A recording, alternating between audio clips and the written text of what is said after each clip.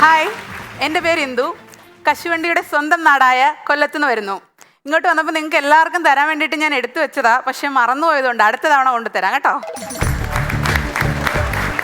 സത്യം പറഞ്ഞാലേ ഇപ്പോഴത്തെ ഈ ന്യൂജൻ പിള്ളേർക്ക് കശുവണ്ടി എന്നൊന്നും പറഞ്ഞാൽ അറിയില്ല. അവർ ഭയങ്കര സ്റ്റൈലിൽ ക്യാഷ്നട്ട്, കാഷ്യൂനട്ട് എന്നൊക്കെ പറയും.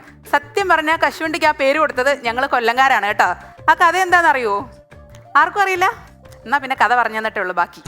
പണ്ടുണ്ടല്ലോ എൻ്റെ അമ്മൂമ്മയുടെയൊക്കെ അമ്മൂമ്മ ഈ കൊട്ടയിലൊക്കെ കശുവണ്ടിയായിട്ട് വഴിയിൽ ഇങ്ങനെ ഇരിക്കുമായിരുന്നു. അപ്പോൾ ഒരു സായിപ്പും മദാമ്മയും കൂടെ അതുവഴി പോയപ്പോൾ ചോദിച്ചു, കശുവണ്ടി കണ്ടിട്ട് ചോദിച്ചു ഇത് എന്താണെന്ന് ചോദിച്ചു. അപ്പോൾ പുള്ളിക്കാരത്തേക്ക് മനസ്സിലായില്ല എന്താ ഉദ്ദേശിച്ചെന്ന്. അപ്പോൾ ആ അമ്മ പറഞ്ഞു കാശിനെട്ടെന്ന്. വീണ്ടും ചോദിച്ചു സായിപ്പ് എന്താ? കാശിനെട്ട്, അതായത് ക്യാഷ്നട്ട്. എങ്ങനെയാണ് ക്യാഷ്നട്ട് എന്ന പേര് വന്നത്? പിന്നെ ഇത് കാണുന്ന ആരെങ്കിലും ഇത് ഞങ്ങളല്ല, ഫ്രഞ്ചിൻ്റെ വാക്കാണ്, ജപ്പാൻ്റെ വാക്കാണെന്നൊക്കെ പറഞ്ഞ് എന്നോട് ചോദിക്കണ്ട. കഥയിൽ ചോദ്യമില്ല, ഞങ്ങളുടെ നാട്ടിൽ ഇങ്ങനെയൊക്കെയാണ് പറയുന്നത്. അയ്യോ, ഞാൻ എൻ്റെ കെട്ടിയവനെ കുറിച്ച് നല്ല 2 വാക്ക് പറയാൻ വന്നതാ. നിങ്ങൾ എന്നെ കൊണ്ട് ഇപ്പോൾ കശുവണ്ടിയുടെ കഥയും പറയിപ്പിച്ച് ഇവിടെ നിർത്തിയേക്കുന്നു. പക്ഷേ ഉണ്ടല്ലോ, സത്യം പറഞ്ഞാൽ കെട്ടിയവനെ കുറിച്ച് പറയുന്നതിന് മുമ്പ് എൻ്റെ നാട്ടുകാരുടെ പ്രോത്സാഹനത്തെക്കുറിച്ച് 2 വാക്ക്. എൻ്റെ പ്രോഗ്രാമൊക്കെ കണ്ടിട്ടുണ്ടല്ലോ, കമാന്നൊരക്ഷരം പറയൂല.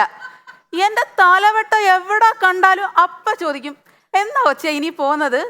ഞാൻ വിചാരിക്കും എന്നാ ഇനി പോകുന്നത്? അല്ല ഞാനെന്ത് ഗൾഫിൽ നിന്ന് ലീവിന് വന്നിട്ട് തിരിച്ചു വന്നിക്കുന്ന? ഇങ്ങനെയൊക്കെയാണ് നാട്ടുകാരുടെ പ്രോത്സാഹനം.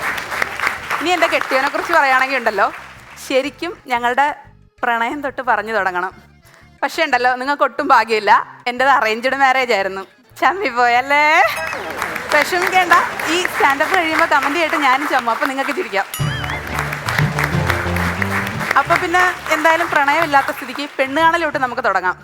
ഈ പുള്ളിക്കാരനുണ്ടല്ലോ, പെണ്ണ് കാണാൻ വരുമെന്ന് ബ്രോക്കർ പറഞ്ഞത് വെള്ളിയാഴ്ച ദിവസമാണ്. അങ്ങനെ ഞാൻ വെള്ളിയാഴ്ച ഭയങ്കര സെറ്റപ്പായിട്ട് ഒരുങ്ങിയൊക്കെ ഇങ്ങനെ നിൽക്കുമായിരുന്നു കേട്ടോ. അപ്പോൾ ബ്രോക്കർ വിളിച്ചിട്ട് പറയുന്നത് പുള്ളിക്ക് ഇന്ന് വരാൻ പറ്റില്ല, പിന്നെ ഒരു ദിവസം വരാമെന്ന്. ഞാനാണെങ്കിലോ കോളേജിൽ പോകുന്നതുകൊണ്ട് തിങ്കൾ മുതൽ വെള്ളി വരെ കുളിക്കത്തുള്ളൂ. ശനി ഞായർ ഞാൻ കുളിക്കത്തേ ഇല്ല. ഈ പുള്ളി വരുന്നതാ ഞായറാഴ്ച വൈകിട്ടെന്ന്. ഏകദേശം എന്നെ കാണാൻ കാക്കോത്തിക്കാവിലെ അപ്പൂപ്പന്താടിയിലെ നമ്മുടെ രേവതി ചേച്ചിയുടെ ആ ഒരു ലുക്കിൽ ഞാൻ നിൽക്കുക. അപ്പോൾ പെട്ടെന്ന് ബ്രോക്കർ വിളിച്ചിട്ട് പറയാം, ആ പയ്യൻ വരുന്നുണ്ട്, റെഡിയാവാൻ. കുളിക്കാൻ താല്പര്യമില്ല, എന്നാലും ഞാൻ വിചാരിച്ച മനസ്സോടെ 2 കപ്പ് വെള്ളം ഒഴിക്കാന്ന് വെച്ച് പോയി. 1 കപ്പ് എടുത്ത് ഒഴിച്ചില്ല, അപ്പോഴേ ഇങ്ങനെ വന്നെന്ന് പറഞ്ഞ് വിളിച്ച് പിന്നെ തലയൊക്കെ തുടച്ചിട്ട് ഞാനിങ്ങനെ കയറി വന്നു. അപ്പോൾ അമ്മ, മോളെ ചായ കൂടെ എടുത്തോണ്ട് വാ. ഈ അമ്മയ്ക്ക് അറിയാം എനിക്ക് ചായ കുടിക്കാൻ മാത്രമേ അറിയൂ, ഉണ്ടാക്കാൻ അറിയത്തില്ലെന്ന്. പിന്നെ ആൾക്കാരുടെ മുമ്പിൽ വെച്ചത് പറയാൻ പറ്റത്തില്ലല്ലോ. ഞാൻ അങ്ങനെ നേരെ അടുക്കളയിൽ ചെന്നു. ഉണങ്ങി ചുക്കടിച്ച് കിടന്ന ഒരു നാരങ്ങ കിട്ടി. ഞാനത് പിഴിഞ്ഞ് കഴിഞ്ഞപ്പോഴാണ് ഈ പുള്ളിക്കാരൻ പഞ്ചസാരയാണോ അതോ ഉപ്പാണോ ഉപയോഗിക്കുന്നതെന്ന് അറിയത്തില്ലല്ലോ. അതുകൊണ്ട് ഞാൻ ഒന്നും അതിനകത്ത് ഇടാൻ നിന്നില്ല, നേരെ ഇതങ്ങ് കൊണ്ടു കൊടുത്തു. എന്നിട്ട് സൈഡിൽ നിന്ന് ഇങ്ങനെ വട്ടം വരച്ചു. ആ പുള്ളി എന്നെ നോക്കിക്കൊണ്ട് അത് കുടിച്ചു. എന്നെ നോക്കിയതുകൊണ്ടാണോ എന്നറിയത്തില്ല, ഉപ്പ് അറിഞ്ഞില്ല, പഞ്ചസാര ഉണ്ടോ ഒന്നും അറിഞ്ഞില്ല. നല്ല അമൃത് കുടിക്കുന്നത് പോലെ അതങ്ങ് വിഴുങ്ങി. എന്നെ ഒരു കുറ്റവും പറഞ്ഞില്ല. അതോടെ ഞാൻ തീരുമാനിച്ചു ഈ പുള്ളിക്കാരനെ തന്നെ കെട്ടത്തോളന്ന്. നമ്മൾ ഈ സ്റ്റാൻഡപ്പ് ഒക്കെ പറയുമ്പോഴേ നിങ്ങൾ പൊതുവെ ശ്രദ്ധിച്ചിട്ടുണ്ടെന്ന് അറിയത്തില്ല, ഏത് ഭാര്യമാർ വന്നാലും ഭർത്താവിനെ കുറ്റം പറയാണ്ട് പോവില്ല. പക്ഷെ എൻ്റെ കയ്യിൽ നിന്ന് അത് പ്രതീക്ഷിക്കരുത്.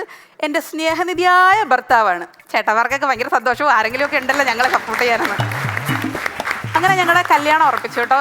കല്യാണം ഉറപ്പിച്ചു കഴിഞ്ഞപ്പം പിന്നെ എൻഗേജ്മെൻറ്റ് ഫിക്സ് ചെയ്തു. പുള്ളിക്കാരന് ഫോൺ നമ്പർ കൊടുത്തു. പുള്ളി എന്നെ വിളിച്ചു ആദ്യമായിട്ട്. ഹലോ ചേട്ടാ, ഇന്ദു, എനിക്ക് എന്താടും ജോലി, ഇത്രയാണ് എൻ്റെ ശമ്പളം, അതിലൊക്കെ അടങ്ങി ഒതുങ്ങി ജീവിക്കാനൊക്കെ പറ്റുമോ? ഭയങ്കര റൊമാൻസ് പ്രതീക്ഷിച്ചിരുന്ന എന്നോട് ഈ പുള്ളി ഇതാണ് ചോദിച്ചത്. അതോടെ ഞാൻ ആയുധം വെച്ച് കീഴടങ്ങി. ഏത്? കയ്യിലിട്ട മോതിരം. അമ്മ ഇത് നടക്കൂല, ഇവിടെ സെറ്റ് ആവൂലെന്ന് പറഞ്ഞു. അപ്പം ഞാൻ വിചാരിച്ചു പുള്ളിക്കാരൻ കോംപ്രമൈസ് ചെയ്യാൻ വരും, ഭയങ്കര റൊമാൻസിൽ ഡയലോഗൊക്കെ പറയുമെന്ന്. ഒന്നും ഉണ്ടായില്ല. പുള്ളിയുടെ അമ്മ വന്ന്, പുള്ളിക്കാരത്തിയായിരുന്നു, ഞാനുമായിട്ട് റൊമാൻസ് വന്നു. മോളെ ചക്കരെ തേനെ പാലേന്നൊക്കെ വിളിച്ച് അമ്മ വീണ്ടും സെറ്റാക്കി 2 ഉമ്മയൊക്കെ തന്നു. വീണ്ടും മോതിരം എടുത്ത് ഞാൻ കയ്യിലിട്ടു. അങ്ങനെ കല്യാണം ഉറപ്പിച്ചു. ഈ പുള്ളി ഗൾഫിലായിരുന്നു കല്യാണത്തിന് മുന്നേ കേട്ടോ. അപ്പം കല്യാണത്തിന് വരാനായപ്പോൾ പുള്ളിക്കൊരാഗ്രഹം അവിടുന്ന് തന്നെ താലിമാല വാങ്ങിക്കൊണ്ട് വരണമെന്ന്. അങ്ങനെ ആശിച്ച് അവിടുന്ന് നല്ലൊരു താലിമാലയൊക്കെ കൊണ്ടുവന്നു. അമ്മേനെ ഏൽപ്പിച്ചു. അമ്മ അത് ലോക്കറിൽ കൊണ്ടുവച്ചു. അങ്ങനെ ഞങ്ങളുടെ കല്യാണം ഏകദേശം ഫിക്സായി. തലേ ദിവസമൊക്കെ ആയപ്പം ചേട്ടൻ പറഞ്ഞു, വാ അമ്മേ നമുക്ക് പോയിട്ട് മാല എടുത്തിട്ട് വരാമെന്ന് പറഞ്ഞു. വാ മോനെ വാ. അങ്ങനെ അമ്മയും മോനും കൂടെ താലിമാല എടുക്കാൻ വേണ്ടി ലോക്കറിൽ ചെന്നു. അവിടെ ചെന്നപ്പോൾ അവർ പറഞ്ഞു 50,000 രൂപയും അതിൻ്റെ പലിശയും വെച്ച് കഴിഞ്ഞാൽ തരാമെന്ന് പറഞ്ഞു. ജീവിതത്തിൽ ആദ്യമായിട്ട് ജ്വല്ലറിയിൽ നിന്ന് താലിമാല എടുക്കുന്നതിന് പകരം പണയ ബാങ്കിൽ പോയി താലിമാല എടുത്തുകൊണ്ട് വന്നാണ് എന്നെ ആ മനുഷ്യൻ കെട്ടിയത്. നിങ്ങൾക്ക് ആർക്കെങ്കിലും ഉണ്ടോ ഈ അനുഭവം?